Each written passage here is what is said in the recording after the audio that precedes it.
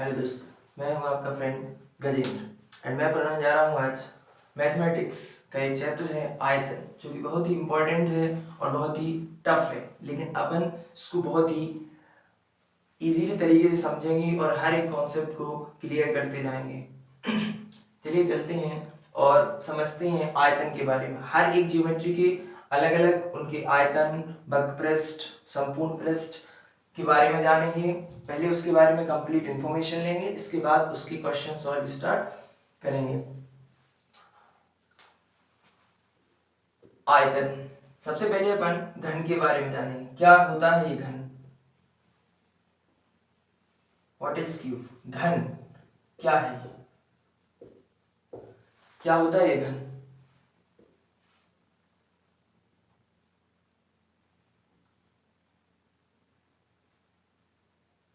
ये घन घन हमने स्क्वायर तो पढ़ा होगा। वर्ग, वर्ग से बनता है घन। जिसकी चारों भुजाएं आपस में बराबर होती हैं उसे वर्ग कहते हैं। उसी प्रकार से जिसकी आठों भुजाएं बराबर होती हैं, ये जो आठों भुजाएं दिख रही हैं वो अगर बराबर होती हैं, लंबाई, चौड़ाई और ऊंचाई सब बराबर होते हैं, तो उसे हम घन कहते हैं। अब हम समझते हैं कि घन का आयतन क्या होगा, घन का वक्रपृष्ठ क्या होगा, घन का संपूर्ण पृष्ठ क्या होगा। तो समझते हैं पहले घन का आयतन क्या होगा। घन का आयतन देखिए, घन का आयतन क्या होता है? लंबाई, चौड़ाई और ऊंचाई। लंबाई, ऊंचाई और चौड़ाई क्या होगा? लंबाई, ऊंचाई इंटू चौड़ाई, ये होता है घन का आयतन। अब देखते हैं क्या लंबाई है, तो लंबाई ए है, तो क्या है? ए। पहले यहाँ पे भी की है, ऊंचाई भी ए और चौड़ाई भी ए, तो अर्थात क्या बन जाएगा? ए क्यू। तो ये होता है घन का आयतन। चलिए अब समझते हैं घन का वक्रपृष्ठ क्या होता है। तो घन का वक्रपृष्ठ, वक्रपृष्ठ क्या होता है? वक्रपृष्ठ का मतलब है ऊपर और नीचे की सरफेस को छोड़ दिया जाए तो ये वक्रपृष्ठ कहलाता है। जैसे अगर हम ये ऊपर वाला भाग और नीचे वाला भाग छोड़ दें तो फिर ये वक्रपृष्ठ कहलाता है। तो फिर इसमें कितनी साइड बची? 1, 2, 3 और 4। 1, 2, 3, 4, ये 5 है और ये 6 है। तो हमने 5 और 6 वाले भाग को छोड़ दिया है। यहाँ पे हमें किसको लेना है? 1, 3, 4 और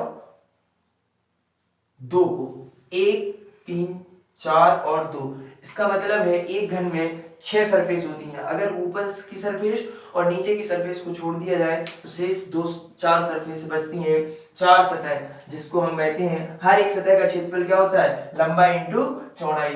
तो ए स्क्वायर प्लस ए स्क्वायर प्लस ए स्क्वायर प्लस ए स्क्वायर, टोटल मिलाकर कितना हो गया?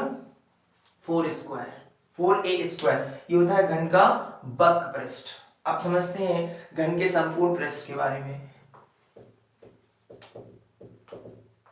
घन का संपूर्ण पृष्ठ, घन का संपूर्ण पृष्ठ क्या होता है? देखिए, घन का संपूर्ण पृष्ठ का मतलब है 6 सरफेस जो होती हैं, सारी सरफेसों को अगर काउंट कर लिया जाए तो वो कहलाता है संपूर्ण पृष्ठ। जैसे एक घन में कितनी सरफेस होती है? 6। तो अगर एक सरफेस का जो क्षेत्रफल होता है वो ए स्क्वायर होता है, तो 6 सरफेस का कितना हो जाएगा? 6a square. 6 का मल्टीप्लाई करें इसी प्रकार से, ए स्क्वायर 6 का मल्टीप्लाई करेंगे तो कितना हो जाएगा? 6a square.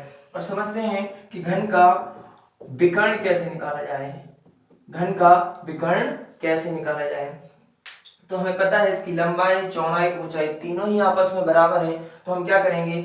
हमारा विकर्ण क्या होता है? घन का विकर्ण अगर हम ऐड करेंगे ए स्क्वायर लंबाई प्लस चौड़ाई का स्क्वायर, तो ए स्क्वायर प्लस ए स्क्वायर, लंबाई का स्क्वायर प्लस चौड़ाई का स्क्वायर प्लस ऊंचाई का स्क्वायर, अगर तीनों को स्क्वायर कर दिया जाए तो ये विकर्ण कहलाता है। कैसे निकलेगा? 3a स्क्वायर अगर निकालें तो क्या हो जाएगा? 3√3 इंटू ए। ये तो ये होता है घन का विकर्ण। तो इस तरीके से ये 4 फॉर्मूले हैं जिनके बेस पे अपन घन का कोई भी क्वेश्चन सॉल्व कर सकते हैं। अभी हम सिंगल सिंगल ज्योमेट्री को समझेंगे, फिर दोनों को मिला के समझेंगे, कैसे उनको क्वेश्चन को सॉल्व करें, उनके एप्लीकेशन समझेंगे। पहले हम एक एक ज्योमेट्री के बारे में समझ लें, क्या उसका क्षेत्रफल होता है, क्या उसका आयतन होता है, क्या उसका वक्रपृष्ठ और क्या उसका विकर्ण होता है। इन द सेम मैनर अगली जो आकृति है उसके बारे में पढ़ेंगे, घनाभ। अगली आकृति जो है वो है घनाभ। अब घनाभ के बारे में पढ़ेंगे, घनाभ क्या होता है, घनाभ में और घन में डिफरेंस क्या है ये भी समझेंगे, क्या अंतर है घन और घनाभ में। तो चलिए आज पढ़ते हैं घनाभ के बारे में। अभी हमने बताया था कि अपना जो घन बनता है वो क्यों काय से बनता है, स्क्वायर से। इसी प्रकार से जो घनाभ बनता है वो काय से बनता है, आयत से। आयत से अगर दो आयत को मिला दिया जाए तो इस प्रकार से जो आकृति बनती है वो क्या बनती है, घनाभ। जैसे अगर हम देखो दो आयत मिला रहे हैं यहाँ पे तो ये क्या बन रही है, जो आकृति। अब घनाभ क्या होता है, अभी हमने देखा था कि घन की लंबाई चौड़ाई ऊंचाई सब कुछ बराबर था, लेकिन यहाँ पर कुछ भी बराबर नहीं है। इसकी लंबाई अलग होगी, ऊंचाई अगर हम लंबाई को a मान लें, ऊंचाई को b मान लें और चौड़ाई को b मान लें और ऊंचाई को c मान लें। जरूरी नहीं है कि a b c दिया जाए, l b h भी मान सकते हैं। तो a लंबाई हो गई है तो हम यहाँ पर लिख सकते हैं कि लंबाई a है, चौड़ाई b है और ऊंचाई c है। तो अपन ने लंबाई चौड़ाई ऊंचाई को c a b c मान लिया है। अब देखते हैं क्या होता है। तो घन का आयतन क्या पड़ा था, लंबाई चौड़ाई इंटू ऊंचाई। इसी प्रकार से ये भी होता है, लंबाई चौड़ाई और ऊंचाई। तो घनाभ का आयतन क्या होता है, लंबाई चौड़ाई और ऊंचाई। हमने देखा लंबाई a है, चौड़ाई b है और ऊंचाई c है, तो क्या हो जाएगा a इंटू बी इंटू सी। ये बन जाता है घनाभ का आयतन। अब समझते हैं घनाभ के वक्र पृष्ठ के क्षेत्रफल के बारे में। वक्रीय पृष्ठ तो क्या होता है वक्रीय पृष्ठ, हमने बताया था कि अगर घन की ऊपर की सरफेस को और नीचे की सरफेस को अगर छोड़ दिया जाए तो ये बन जाता है घन का वक्र पृष्ठ। इसी प्रकार से अगर घनाभ की 1 2 3 और 4 ये जो सरफेस है, देखो ये जो है 3 नंबर ये वाली है ऊपर वाली, और ये है 5 नंबर ये वाली, और ये है 1 2 3 4 6। तो यहां पे हम देख रहे हैं कि 1 4 ऊपर और नीचे वाली सरफेस को हमें छोड़ना है। तो ऊपर और नीचे वाली सरफेस को छोड़कर हमारे पास क्या बचता है, 2। अब कौन सी बचेगी, साइड वाली, 1 2 3 4 साइड वाली सरफेस। तो वहां पे हमें क्या जरूरत होगी, एक तो लंबाई प्लस चौड़ाई इंटू ऊंचाई। अब आप सोच रहे होंगे कि ऊंचाई क्यों ले रहे हैं, तो आप देखिए साइड में जब एक रूम देखेंगे तो रूम में आपने देखा होगा कि ऊपर वाली सरफेस छोड़ दी, इसका मतलब जो एरिया गया है वो कौन सा गया है, लंबाई इंटू चौड़ाई। अब यहाँ पे हम देख रहे हैं एक दीवार को, अगर देखें इसी को देख लेते हैं, इसमें अगर देखेंगे तो ये वाला जो दीवार बची है, समझ लें बोर्ड को समझते हैं, तो बोर्ड में ये दीवार बची जो है उसमें क्या लेंगे अपन, ये ऊंचाई है और ये उसकी लंबाई है, अर्थात इसमें क्या चला गया, चौड़ाई चली गई है। इसी प्रकार से अगर हम इसको मल्टीप्लाई करेंगे 2 लंबाई इंटू ऊंचाई, तो एक हो गया लंबाई इंटू ऊंचाई और दूसरा हो गया चौड़ाई इंटू ऊंचाई। साइड वाली सरफेस को इस प्रकार से काउंट कर लेंगे तो कितना हो जाएगा, इसको अगर रखते हैं तो लंबाई कितनी मानी है, a, चौड़ाई b और ऊंचाई c। तो ये बन जाता है अपना घनाभ का वक्रीय पृष्ठ। अब समझते हैं घनाभ के पृष्ठीय क्षेत्रफल के, संपूर्ण पृष्ठ के बारे में, है ना। पृष्ठीय क्षेत्रफल क्या होता है, संपूर्ण पृष्ठ क्या होता है, तो ये है घनाभ के पृष्ठीय क्षेत्रफल। तो घनाभ का पृष्ठीय क्षेत्रफल क्या होता है, 2। क्या लेना है, 6 सरफेस को काउंट करना है। तो 6 सरफेस कितनी हो जाएंगी, 2ab plus bc plus ca। अगर 3 सरफेस का क्षेत्रफल निकाल दें और 2 का गुणा कर दें तो वो क्या हो जाएगा, 6 सरफेस का क्षेत्रफल निकल आएगा। इस प्रकार से ये बन जाता है घनाभ का पृष्ठीय क्षेत्रफल, संपूर्ण पृष्ठ।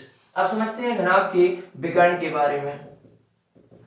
घनाभ का विकर्ण घनाभ का विकर्ण क्या होता है, अभी हमने देखा था अगर हम लंबाई अंडर रूट में लंबाई का स्क्वायर, चौड़ाई का स्क्वायर, ऊंचाई का स्क्वायर कर दें तो क्या निकल आएगा अपना घनाभ का विकर्ण। यहाँ पे तो घन में क्या था कि लंबाई चौड़ाई ऊंचाई सब एक थी, तो ए स्क्वायर ए स्क्वायर ए स्क्वायर कर दिया था, लेकिन यहाँ तो ए अलग है, बी अलग है और सी अलग है, तो क्या लिखेंगे ए स्क्वायर प्लस बी स्क्वायर और प्लस सी स्क्वायर, ये बन जाता है घनाभ का विकर्ण। ये विकर्ण क्या होता है, यहां से आप मिलाएं अगर इसे आकृति को, सबसे लंबाई, अगर मान लीजिए एक रूम है आपके पास और रूम में हमें रखना है सबसे बड़ी पेंसिल, क्वेश्चन में बोला जाए कि आप अधिकतम लंबाई वाली पेंसिल कितनी रख सकते हैं, तो आपने देखा होगा कि ज्योमेट्री बॉक्स लें या रूम लें तो आप देखिए दीवार जो ऊंचाई होती है वो कम होती है, लंबाई भी कम होती है, लेकिन अगर उसको डायगोनली रूप से रख दिया जाए, जैसे आप बताते हैं हम डायगोनली क्या होता है, जैसे ये आयत है मान लीजिए,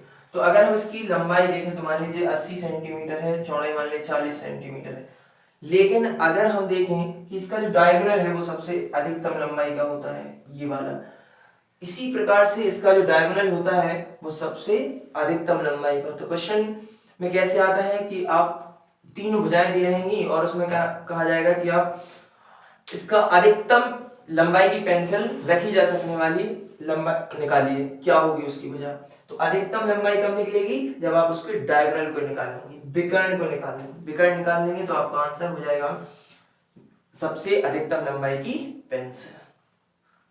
समझे? चलिए अब समझते हैं अगली आकृति, और अगले कॉन्सेप्ट पर जाने से पहले कृपया करके मेरे चैनल को सब्सक्राइब करना ना भूलें। अगर ऐसे ही मोर इम्पोर्टेंट वीडियो और पाना चाहते हैं तो चैनल को सब्सक्राइब करें, लाइक करें और कमेंट करें उससे, और शेयर करना तो बिल्कुल भी ना भूलें अपने दोस्तों को, यारों को, ताकि और अच्छे यूजफुल वीडियोस आप तक पहुंचाए जा सकें। चलिए अब समझते हैं गोले के बारे में, क्या होता है गोला, स्फीयर, क्या होता है ये गोला, तो गोला क्या होता है, इस तरीके से वृत्त तो हमने पढ़ा होगा, वृत्त में और गोले में क्या फर्क होता है, कुछ नहीं होता है, गोला त्रिविमीय ज्यामिति है और जो वृत्त है वो द्विविमीय है, वृत्त द्विविमीय ज्यामिति है और जो गोला है वो त्रिविमीय ज्यामिति। ये अगर हम वृत्त की बात करें तो ये 2 डायमेंशनल कहलाता है, और गोले को अगर हम बोले तो ये 3 डायमेंशनल कहलाता है। 3 डायमेंशनल मतलब चारों तरफ से सेम रहेगा, और वृत्त एक सर्कुलर आकृति होगी और कुछ नहीं। तो यहाँ पे गोले के बारे में पढ़ना है हमें, तो गोले का देखिए आयतन क्या होता है, गोले का आयतन, गोले का आयतन क्या होता है 4/3 पाई आर क्यूब, जहां पे भी 3 भुजाएं आ जाए वो आयतन के रूप में आ जाए, त्रिविमीय ज्यामिति कहलाती है। जैसे यहाँ पे देखो आर है 3 बार है, इसका मतलब मीटर क्यूब आ जाएगा या सेंटीमीटर क्यूब आ जाएगा, तो इसे हम बोलते हैं आयतन। अगली आती है गोले का वक्रीय पृष्ठ, क्या होता है गोले का वक्रीय पृष्ठ, तो क्या होता है 4 पाई आर स्क्वायर, संपूर्ण पृष्ठ, गोले का संपूर्ण पृष्ठ क्या होता है 4 पाई आर स्क्वायर। चलिए अब समझते हैं अर्धगोले के बारे में, अर्धगोले के बारे में, ये गोले के बारे में सारी इंफॉर्मेशन हो गई है। अब अर्धगोले के बारे में समझते हैं, क्या अर्धगोला होता है और क्या उसका आयतन होता है। चलिए अर्धगोला क्या होता है, जैसे हमने अगर वृत्त को आधा काट दें तो वो अर्धवृत्त बन जाता है, उसी प्रकार अगर हम गोले को आधा काट दें तो वो क्या बन जाता है, अर्धगोला बन जाता है, अर्धगोला। अब ये अर्धगोला बन जाएगा तो क्या इसका क्षेत्र वक्रीय पृष्ठ होगा, क्या इसका संपूर्ण पृष्ठ होगा, देखते हैं। तो सबसे पहले हम समझते हैं कि जो अर्धगोला है, अर्धगोले का आयतन, अर्धगोले का आयतन कितना होगा, तो देखिए गोले का आयतन कितना होता है 4/3 पाई आर क्यूब। अगर इसमें 2 का भाग लगा दिया जाए तो क्या बन जाता है आयतन। 2 का कैसे भाग लगेगा, अगर हम 2 से डिवाइड कर दें तो कितना हो जाएगा 2/3 और पाई आर क्यूब। ये क्या है, आर जो है वो क्या है, गोले की त्रिज्या, यहां से लेके यहां तक गोले की त्रिज्या या अर्धगोले की त्रिज्या। अब समझते हैं अर्धगोले का वक्रीय पृष्ठ।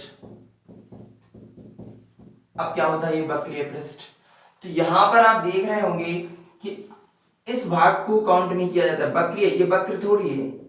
इस भाग को अगर हम छोड़ दें तो कैसे छोड़ सकते हैं, देखो ये कितना बचा शेष, ये जो दिख रहा है हमें ये वाला भाग, ये कहलाता है वक्रीय पृष्ठ। गोले में हमने देखा था उसका कितना होता था 4πr², संपूर्ण पृष्ठ। अगर इसको आधा काट दिया जाए तो इसका वक्रीय पृष्ठ कितना बचेगा 2πr²। तो वक्रीय पृष्ठ होता क्या है, ये वाला जो भाग है यहां से लेके यहां तक, ये वाला भाग, इसमें ये वाला भाग काउंट नहीं करेंगे, तो ये वाला भाग कहलाता है वक्रीय भाग। तो इसको बोलते हैं कितना होगा 2πr²। लेकिन अर्धगोले का जो संपूर्ण पृष्ठ होता है वो अलग होता है। क्या होता है, अर्धगोले का संपूर्ण पृष्ठ या गोलार्ध, अर्धगोले को गोलार्ध भी कहते हैं, तो गोलार्ध का संपूर्ण पृष्ठ, तो देखिए कितना हो जाएगा। यहां से आप देखते हैं इतना वक्रीय पृष्ठ जो है 2πr² है, 2πr² ये हो गया। और आप ये भी देख रहे होंगे ये वाला वृत्त, एक ऊपर जो आकृति बनेगी वो वृत्त टाइप की बनेगी, इस तरीके से अंदर ही अंदर ऐसे बन जाएगी वृत्त। तो ये क्या बन जाएगा, एक वृत्त टाइप का बन जाएगा ऊपर वाली सरफेस। जब अपन गोले को काटेंगे तो देखेंगे एक कटोरा हम अपने पास होता है, उसको देखेंगे ऊपर वाला भाग जो होता है वो वृत्ताकार होता है। तो वृत्ताकार में अब क्या हो जाएगा 2πr², वक्रीय पृष्ठ यहां से यहां तक और प्लस ऊपर वाली आकृति कितनी है πr², क्योंकि वृत्त का क्षेत्रफल क्या होता है πr², तो वो काउंट हो जाएगा इसमें। तो कितना हो जाएगा टोटल 3πr²।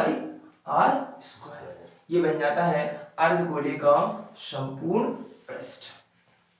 इसी प्रकार अगर आप हर एक कॉन्सेप्ट के बारे में क्लियरली समझना चाहते हैं तो हमारे चैनल को सब्सक्राइब ना भूलें, करना ना भूलें और बेल आइकन को भी दबाना ना भूलें, ताकि जब भी मैं एक नया वीडियो अपलोड करूं तो आपके पास सबसे पहले नोटिफिकेशन पहुंचे और आप कोई भी वीडियो मिस ना करें। चलिए इसी प्रकार अगली आकृति के बारे में समझते हैं। हर एक के बारे में सबसे पहले सिंगल सिंगल समझेंगे सेपरेटली, फिर उसकी ज्वाइंट करके कैसे दोनों को मिलाएं, उसके अंदर से क्या क्या, क्या किया जाए ताकि दूसरा क्वेश्चन सॉल्व हो जाए।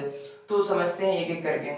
अभी गोला के बारे में जाना अपन ने, अर्धगोले के बारे में जाना, अब समझते हैं बेलन के बारे में क्या होता है। सिलेंडर, बेलन क्या होता है, तो आपने देखा होगा बेलन, सब समझते हैं बेलन, सबने देखा भी होगा। तो बेलन कैसा होता है, इस तरीके से रोड पे चलते हुए आपने देखा होगा, इस तरीके से, इसको त्रिविमीय ज्यामिति कहते हैं और ये होता है अपना बेलन, ये होता है बेलन। अब आप देख रहे होंगे बेलन में आपने देखा होगा इस वाला भाग जो होता है वो कैसा होता है वृत्ताकार, और इस तरफ वाला भाग भी कैसा होता है वृत्ताकार। तो ये दोनों भाग कैसे हो गए वृत्ताकार। अब चलिए वक्र पृष्ठ क्या होता है, तो इसका वक्र पृष्ठ क्या होता है, इधर से लेके इधर तक जो ऊपर वाला सरफेस देखते हैं अपन उसे बोलते हैं वक्र पृष्ठ। तो ये जो है इसका ये कहलाता है वक्र पृष्ठ, और ये जो होगी वो यहां से यहां तक की क्या होगी लंबाई, लंबाई या ऊंचाई। अगर इसको ऐसा खड़ा कर दिया जाए तो वो उसी को हम ऊंचाई बोलेंगे, और अगर इसको इस तरीके से रखा जाए तो इसी को हम क्या बोलेंगे लंबाई बोलेंगे। H और L में कोई फर्क नहीं होता है। यहाँ पे अगर इसको तिरछा रख दिया, हॉरिजॉन्टली रख दिया जाए तो फिर इसको लंबाई कहते हैं, और अगर इसको वर्टिकली रख दिया जाए तो इसको ऊंचाई कहते हैं। तो पहले समझते हैं कि क्या होता है। तो देखिए बेलन का आयतन, बेलन का आयतन कितना होता है। आप देखिए ये जो है शुरुआत में इसकी आकृति किस तरीके की है वृत्ताकार, और अगर हम एक बार वृत्ताकार, चलिए वृत्ताकार है तो क्या होगा πr² तो होगा ही क्षेत्रफल। अब आयतन निकालना है तो आयतन क्या होगा, यहां से लेके अगर यहां तक की वैल्यू का मल्टीप्लाई कर दिया जाए तो क्या होगा इसका आयतन निकल आएगा। तो कैसे, यहां से यहां तक इसकी वैल्यू क्या है h, यहाँ पे हम जो लंबाई है उसको h ही काउंट कर रहे हैं क्योंकि हर बार तुम्हें वहां पर h ही देखने को मिलता है। ठीक है, तो बेलन का आयतन क्या हो जाएगा πr²h।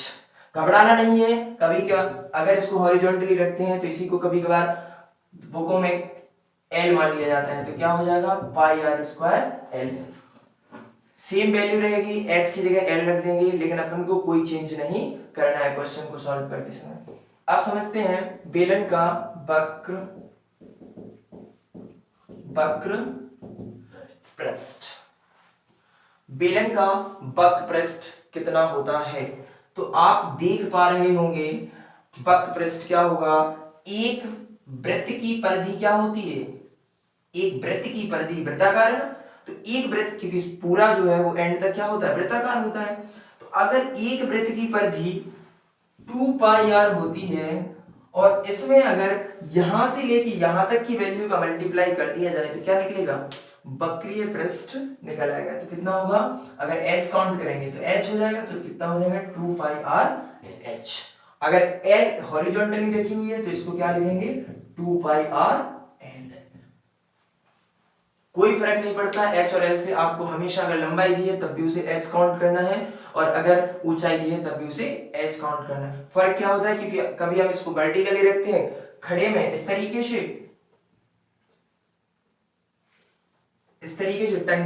टंकी की जब बात की जाती है तो हमेशा ऊंचाई काउंट की जाती है, और कभी कभार बेलन की बात करते हैं तो वो नीचे अपन हॉरिजॉन्टली रख देते हैं। तो इस प्रकार से टंकी में जब हो तो इसको हम h काउंट कर देंगे। अब इसी प्रकार बेलन का संपूर्ण पृष्ठ क्या होता है, ये तो हो गया बेलन का वक्र पृष्ठ। वक्र पृष्ठ का मतलब ये वाला जो भाग है ऊपर की सरफेस जो दिख रही है वो कहलाता है वक्र पृष्ठ। संपूर्ण पृष्ठ क्या होगा, बेलन का संपूर्ण पृष्ठ क्या होगा, संपूर्ण पृष्ठ। तो आप देखते हैं वक्र पृष्ठ तो है ही, प्लस में ये वाला भाग और प्लस में ये वाला भाग, तो हर एक भाग का क्षेत्रफल कितना होता है पाई आर स्क्वायर। तो यहाँ पे हम देख पा रहे हैं 2 पाई आर एच, तो होगा ही वक्रीय पृष्ठ प्लस क्या होगा ये वाला भाग प्लस ये वाला भाग, तो हर एक भाग का क्षेत्रफल कितना है पाई आर स्क्वायर और पाई आर स्क्वायर, इस साइड के भाग का और इस साइड के भाग का पाई आर स्क्वायर। तो टोटल काउंट करेंगे तो कितना हो जाएगा 2 pi R H plus 2 pi R square. इसमें से 2 पाई आर कॉमन निकालेंगे तो क्या निकलेगा आर प्लस एच। तो ये होता है संपूर्ण पृष्ठ, बेलन का संपूर्ण पृष्ठ। अब इसी प्रकार के अन्य आकृति के बारे में जानेंगे। सबसे पहले एक एक सेपरेटली समझेंगे, फिर उसको ज्वाइंट करेंगे कि कैसे क्वेश्चन को सॉल्व किया जाए। आज सारे कॉन्सेप्ट समझेंगे, पूरा आयतन एक ही वीडियो में खत्म हो जाएगा। हर एक कॉन्सेप्ट आपको क्लियरली दिया जाएगा, स्पष्ट रूप से आप समझेंगे हर एक कॉन्सेप्ट के बारे में। अगला कॉन्सेप्ट जो है वो आता है शंकु। क्या होता है शंकु?